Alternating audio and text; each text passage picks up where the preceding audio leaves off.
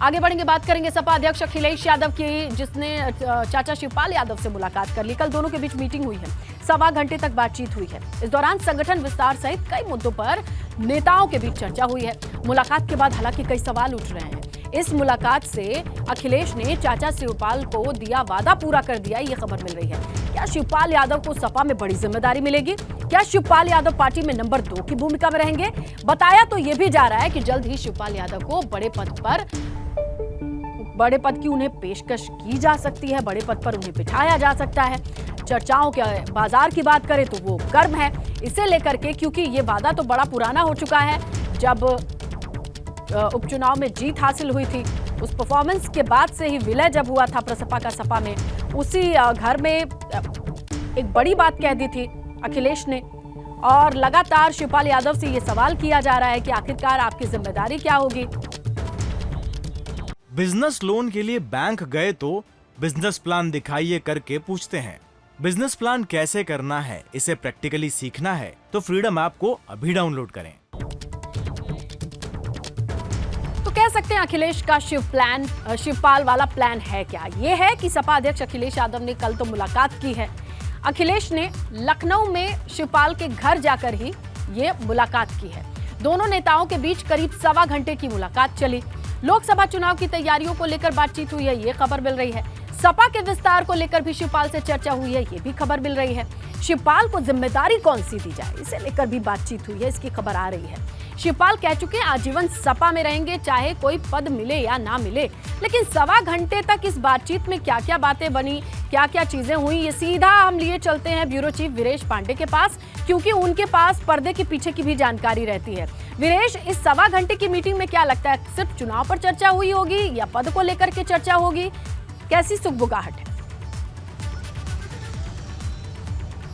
देखिए, ये मीटिंग ही बहुत महत्वपूर्ण है, क्योंकि एक मुलाकात हुई थी चाचा और भतीजे की सैफई के कॉलेज में। उसका परिणाम सबके सामने है, ऐतिहासिक जीत के रूप में। उस मुलाकात में वादे किए गए थे भतीजे के द्वारा कि चाचा को सम्मान मिलेगा। उस रिजल्ट के बाद से सम्मान अभी तक नहीं मिला। ये पहली मुलाकात है, राजनैतिक मुलाकात है मैनपुरी रिजल्ट के निकलने के बाद, इसलिए इसकी इतनी चर्चा है और हम और आप इस पे बात कर रहे हैं। देखिए, सबसे महत्वपूर्ण बात यह है कि शिवपाल यादव का क्या महत्व है, ये भतीजे को एहसास हो चुका है और शिवपाल को भी इस बात का एहसास हो चुका है कि अलग पार्टी चलाने के बाद उनकी क्या दुर्दशा और दुर्गति रही है। इसलिए दोनों अब ठंडे हो चुके हैं और ठंडे मन से विचार कर रहे हैं कि कैसे जिस पार्टी की स्थापना मुलायम सिंह यादव, जो सबके संरक्षक रहे, उन्होंने किया, इसे कैसे आगे बढ़ाया जाए।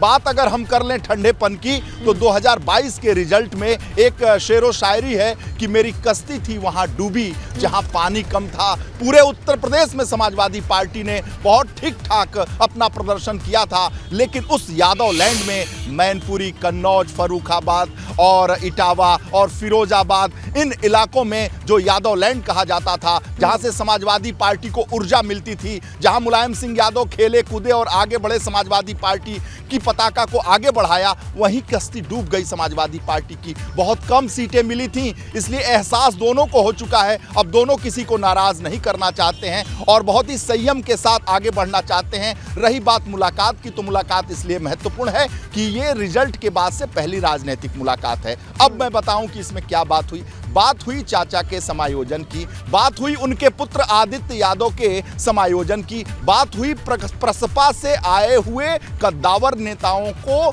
समाजवादी पार्टी में समायोजित करने की, और सबसे महत्वपूर्ण बात यह है कि इसमें निकाय चुनाव में क्या हो, जो विधान परिषद का जो चुनाव हो रहा है उसमें क्या हो, लोकसभा चुनाव के लिए क्या रणनीति बनाई जाए, पार्टी के संगठन में किस रूप में विस्तार किया जाए। पहले एकला चलो की राजनीति और केंद्रीकृत राजनीति अखिलेश यादव करते थे, जो फैसला उन्होंने कर लिया। समाजवादी पार्टी का ये डीएनए नहीं है। मुलायम सिंह यादव अपने सारे नवरत्नों को बुलाते थे, असली नवरत्न, जब जनेश्वर मिश्रा और मोहन सिंह और कपिल देव सिंह ऐसे जो नवरत्न हुआ करते थे, उनको बुलाते थे और वो विचार करते थे और पार्टी को आगे बढ़ाते थे। अब उसी रास्ते पर चल रहे हैं शिवपाल यादव को लेकर अखिलेश यादव। एक बहुत महत्वपूर्ण बात जानकारी आपको दे दूं, मैं जानकारी ये दे सकता हूं कि मैनपुरी के रिजल्ट में के बाद से अखिलेश यादव और शिवपाल यादव के बीच में एक वार्ता, टेलीफोनिक वार्ता और बीच बिचाव में एक संदेश दोनों के बीच में ये गया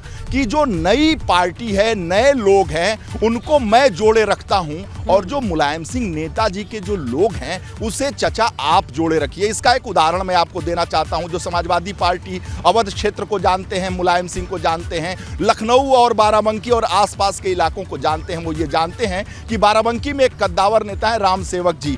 उनके यहाँ हर खिचड़ी पर भोजन करने और खिचड़ी खाने जाते थे Mulayam Singh Yadav.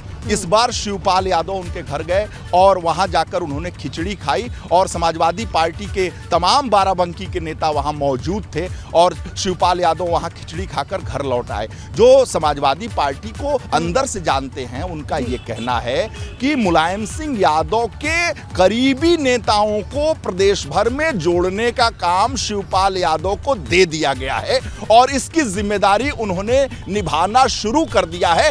Between the lines यही है कि जो युवा वर्ग है, जवानी कुर्बान करने वाला जो ब्रिगेड है, वो अखिलेश यादव को लेकर आगे बढ़े, अखिलेश यादव, डिंपल यादव ऐसे लोगों को लेकर आगे बढ़े और मुलायम सिंह यादव की जो थाती रही है, समाजवादी पार्टी का जो वोट बैंक रहा है, समाजवादी पार्टी के जो लठैत रहे हैं, समाजवादी पार्टी के जो क्षत्रप रहे हैं, समाजवादी पार्टी की जो नाक और शान और मान रहे हैं, जो ऐसे लोग किनारे कर दिए गए थे चचा भतीजे की लड़ाई में, तुम उसके घर न जाओ, तुम उसके घर न जाओ, तुम उसका जन्मदिन न मनाओ, तुम उसके घर न आओ, तो इन सारी चीजों से दूर हटकर ये जिम्मेदारी शिवपाल यादव को मिल गई है। शिवपाल यादव इन्हीं लोगों पर काम कर रहे हैं, जो रूठे लोग हैं उनको मनाने का काम कर रहे हैं और मुलायम सिंह यादव जिनके घर जाते थे, जिनके दर जाते थे, जिनका सम्मान करते थे, जिनकी अवहेलना समाजवादी पार्टी में हुई, इस 16 से लेकर 22 तक उनको मनाने, समझाने और ये बताने कि अब पिता की भूमिका में मैं हूं और आपको नाराज नहीं होना है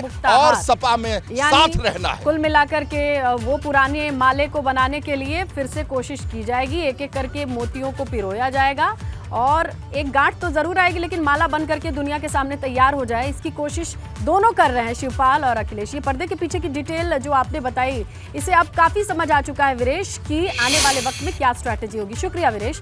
सपा अध्यक्ष अखिलेश यादव और शिवपाल यादव की मुलाकात को सपा विधायक मनोज पांडे ने सामान्य मुलाकात बताई है। शिवपाल को नई भूमिका के सवाल पर उन्होंने कहा है कि कोई बड़ा बयान नहीं दिया है।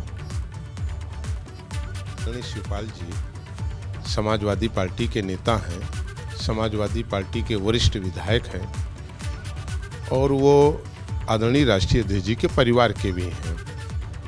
तो अब अगर इस तरह की मुलाकातों पे भी कोई कयास निकाला जाए तो मैं समझता हूँ उचित नहीं है।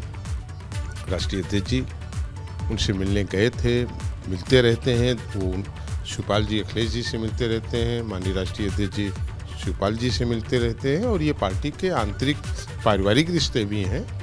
तो इस मुलाकात को तो आप यही मानिए कि ये परिवार की मुलाकात है और वो पार्टी के नेता भी हैं।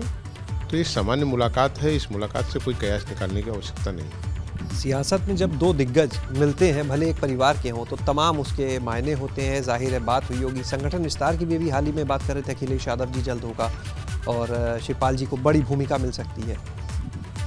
आदरणीय शिवपाल जी सदैव बड़ी भूमिका में रहे हैं।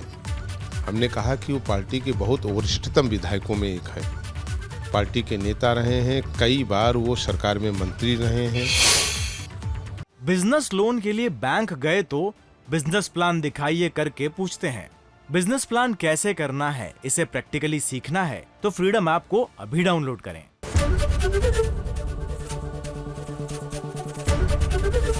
एबीपी गंगा, खबर आपकी, जुबान आपकी।